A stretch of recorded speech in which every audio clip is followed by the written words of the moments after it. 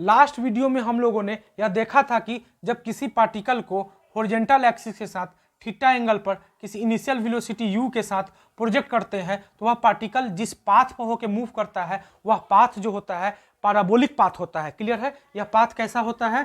Parabolic path होता है। Clear है? और इस पाथ का जो इक्वेशन होता है वह क्या होता है? y बराबर x tan theta minus g x square upon 2u square sine square theta होता है। क्लियर है?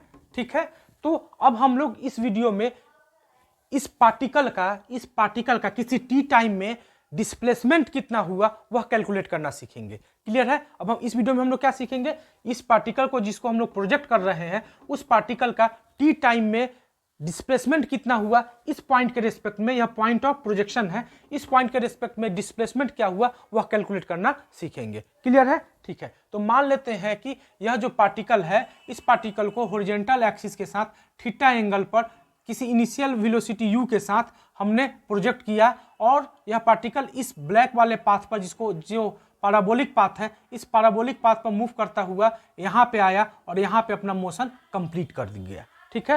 यानी कि इस प्रोजेक्टाइल का मोशन क्या हुआ? यहाँ से प्रारंभ हुआ, यहाँ से स्टार्ट हुआ और यहाँ पे समाप्त हो गया। क्लियर है? ठीक है।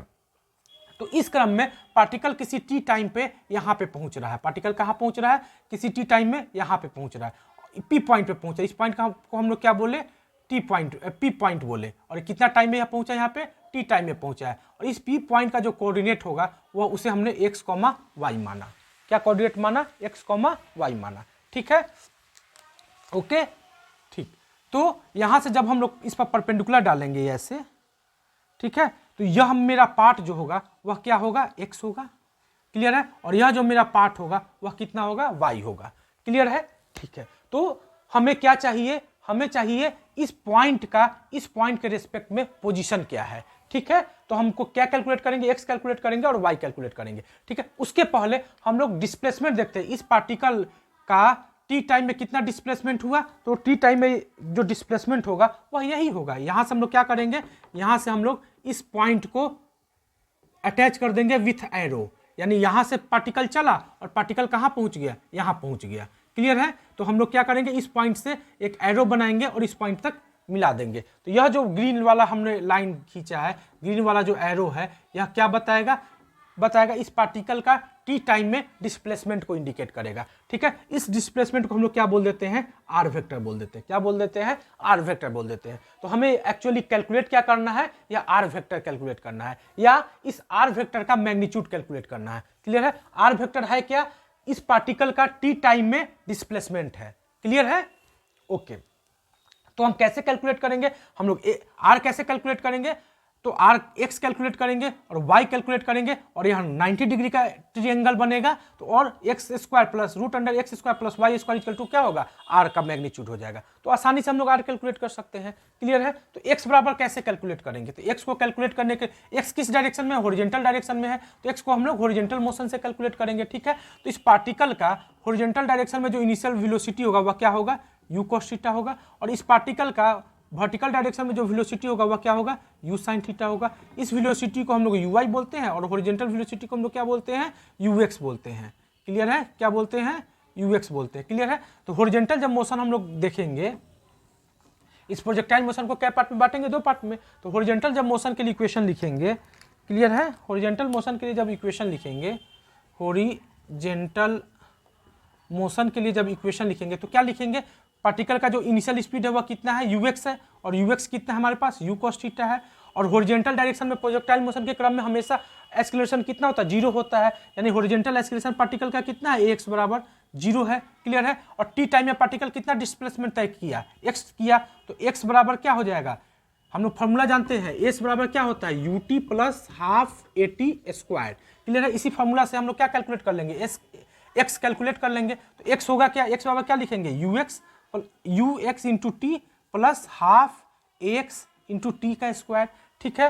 तो ux हमें पता है कितना होता है? ux u cos थीटा होता है। तो u की जगह पे क्या डालेंगे? u cos theta into T plus half ax कितना होता है हमारे पास? प्रोजेक्टाइल मोशन के केस में 0 इंटू टी स्क्वायर। तो x बराबर हमेशा कितना मिल जाएगा हमको? u cos theta into T. Clear है? तो x बराबर हमें कितना मिल गया, इतना मिल गया, यह डिस्टेंस हमें पता चल गया। अब हमें क्या पता करना है, y पता करना है। तो y कैसे कैलकुलेट करेंगे, वर्टिकल मोशन से कैलकुलेट करेंगे। तो वर्टिकल मोशन से कैलकुलेट करते हैं, ठीक है। तो मान वर्टिकल मोशन के लिए हम लोग डायग्राम बनाते हैं। तो पार्टिकल का जो इनिशियल स्पीड है वह ऊपर है, कितना है, uy है, कितना है, uy है। uy कितना है हमारे पास, uy है u sin थीटा के बराबर है। और पार्टिकल पर जो एक्सेलरेशन लगेगा वो हमेशा क्या लगेगा, ay जो होगा वह डाउनवर्ड डायरेक्शन में ही होगा, और वह कितना होता है, g के इक्वल होता है। क्लियर है, ठीक है।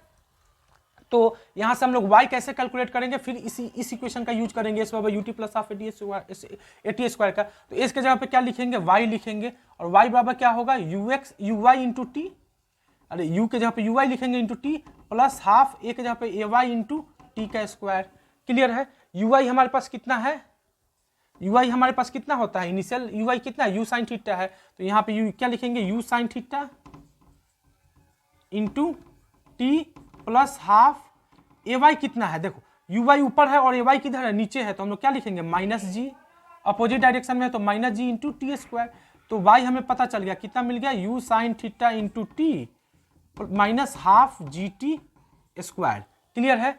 तो y हमें पता चल गया कि टी टाइम में पार्टिकल ने कितना वर्टिकली अप गया होगा, वर्टिकली कितना इस पोजीशन से वर्टिकली कितना ऊपर होगा वो हमें पता चल गया। क्लियर है, ठीक है। हमें क्या चाहिए, यह एक्स आर चाहिए। तो आर बराबर कैसे लिख सकते हैं, एक्स का कोऑर्डिनेट हमें पता चल गया कितना है हमारे पास, इतना है, और वाई का कोऑर्डिनेट पता चल गया कितना है हमारे पास, इतना है। तो पी एक्स वाई को हम लोग कैसे लिख सकते हैं, यह जो पी पॉइंट है उस पी पॉइंट को कैसे लिख सकते हैं, u cos theta into t, x के जगह पे क्या लिख सकते हैं, u cos theta into t comma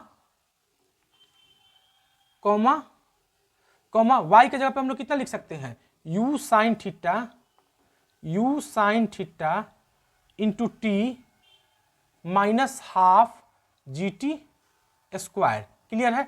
तो इस पी पॉइंट का हमें कोऑर्डिनेट पता चल गया और इस ओ पॉइंट का हमें कोऑर्डिनेट पता है। ठीक है। तो ओ पॉइंट के रेस्पेक्ट में पी पॉइंट को हम लोग कैसे लिख सकते हैं, कैसे लिख सकते हैं, आर बराबर, तो एक मिनट हम मिटा देते हैं।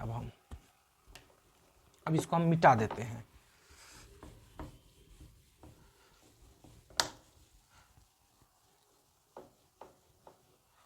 ठीक है। इस आर वेक्टर को हम कैसे, इस ओ पॉइंट का जो कोऑर्डिनेट होगा वह कितना होगा, 0,0। तो हमें पता है कि इस आर वेक्टर को कैसे कैलकुलेट किया